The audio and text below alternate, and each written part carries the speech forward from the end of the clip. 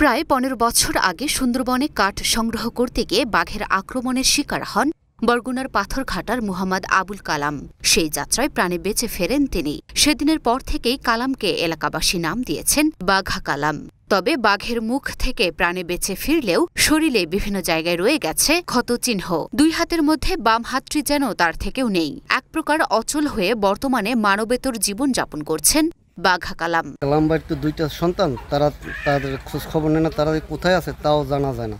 কিন্তু কালাম ভাইয়ের ১৫ বছর আগে বাঘে ধরছে। তারা এই সমাজের লোকজনে তারা সাহায্য করে চিকিৎসা করাইছে। এখন তার তো চিকিৎসা চলে না, তার খাবারের খুব কষ্ট হইতেছে, তার ঘরটাও জরাজীর্ণ।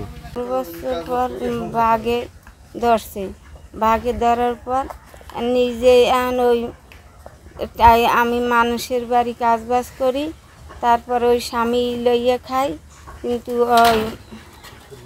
এরপর কীভাবে বাঁচমু আর কীভাবে এই করবো, তাই এই যে আমরা একটু সহযোগিতা করবেন সরকারি পদ্ধতিতে, নাইলে তো আমরা বাঁচার কোনো উপায় নাই।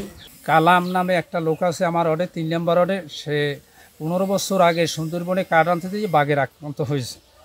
তা আমি তার সহযোগিতায় 2বার মেম্বার, তার ইউনিয়ন পরিষদের যে সহযোগিতা আছে সে সহযোগিতা করে আসছে। তারপর সামনে যদি ইউনিয়ন পরিষদে আসে যে সহযোগিতা করেন সে পাবে। কালাম ভাই যেহেতু বাঘে ধরছে, অসহায় আমরা চান্দা ফান্দা দিয়া তার চিকিৎসা করাইছি। এখন সে বুড়ো হয়ে গেছে, এখন তার খাওয়া পড়ার মতন কোনো কাজ নেই, ছেলেপার নাই, আছে মেয়ে একজন, তার চিকিৎসা পাতা হয় না, খাই ভরে থাকতে পারে না। সরকারের পক্ষ থেকে যদি তার সাহায্য এবং ঘর বসতবাড়ি করার জন্য সরকার সাহায্য করে, তাই থাকতে পারবে। দীর্ঘ ১৫ বছর আগে বাঘের আক্রমণের শিকারের পর বাঘা কালাম কেমন আছেন তা জানতে সরেজমিনে তার বাড়িতে গিয়ে দেখা যায় তার স্ত্রী সাজেদা বেগমকে নিয়ে একটি কাঠের ভাঙা ঘরে বসবাস করছেন কালাম। তিনি নিজে কিছুই করতে পারেন না, তাই তার স্ত্রী কাজ করেন এলাকার বিভিন্ন মানুষের বাসায়। তার ৩ ছেলেমেয়ের মধ্যে 2 ছেলে যে যার মতো আলাদা থাকেন। এদের মধ্যে বড় ছেলে থাকেন চট্টগ্রাম, আর ছোট ছেলেও বিয়ে করে পাড়ি জমিয়েছেন দেশের বাইরে। জঙ্গলে গেছি 7 নম্বরে, আমি অফিসে ভাত খাইছি। ভাত খাওয়ার পরে স্যার বলে, স্যার আমার মনটা ভালো লাগে না, আমি বাড়ি চলে যাই। না, বাড়ি যাবি কে, দুকে নিয়ে যা, 2 কেজি চাউলের পয়সা হইলে আসে কোথায়। ভাত খাইছি কই না স্যার, কথা অফিসে ভাত খাইয়ে পান খাইয়ে আমার লেগে এখানে নিয়ে খাইয়ে জঙ্গলে উঠলাম। লাকড়ি কাটতে আসছি। লাকড়ি কাটার পরে বাঘ আগে আক্রমণ করছে। আমি দেখিও নাই, ঘেরানো আসে না, গাও ভাড়ায় নাই। গাওয়ানে 10 মিনিট পরে বাঘ আমার সামনে দাঁড়াইছে। দাঁড়ানোর পর আমি আল্লাহ কি না কি হয়ে গেল। আমি তো লাভ দিই, আমার মাথাটা হিরিয়ে লাই, লাভ দেবো না। আল্লাহ যদি রাহে রাখবে, না রাখলে না রাখবে। এরপর চোখ পড়ার সাথে সাথে আমার আক্রমণ করে থাপা দেওয়ার পরে আমি আল্লাহ রসুলের নাম লইয়া গেড়িয়ে কাট করে দিয়ে ড্যানারা জাগাই দিচ্ছি। গেড়ে উঠি দেওয়ার পরে ও ড্যানাস ধরে সাবান দিয়া যাই দিল আমারে, যাই দিয়ে ছাড়ি দিয়ে দাঁড়াই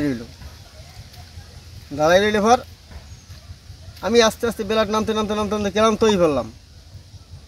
আধা ঘন্টা পর এই আতা দেবো আমার এখানে। আল্লাহ, তুমি আমার জানটা বাঁচার মালিক, তুমি ছাড়া তো কেউ নাই আমার। ও ছাড়ি দিয়া চলে গেলে। এবার সেইখানে আমার বাইরে ডাক দিলাম। ডাক দেওয়ার পর ঠিক করলে দৌড় দিয়েছে। এবার অফিসের কাছে ফরেস্টার ওখানে কী হইল ঠিক করে শুনলাম, এই ফায়ার কর, 2টা বেলান ফায়ার করলো অফিসে ভাইয়া, বাঘ দৌড় লইল না। বরগুনার পাথরঘাটা উপজেলার চরদোয়ানি ইউনিয়নের 3 নং ওয়ার্ডের কাঁঠালতলী নামক এলাকার বাসিন্দা আব্দুল কালাম।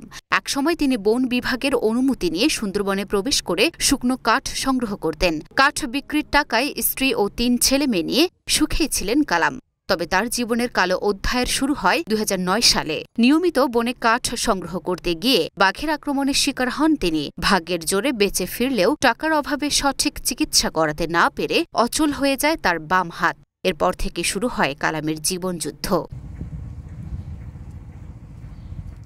Luna Afroz Nipa, Dhaka post.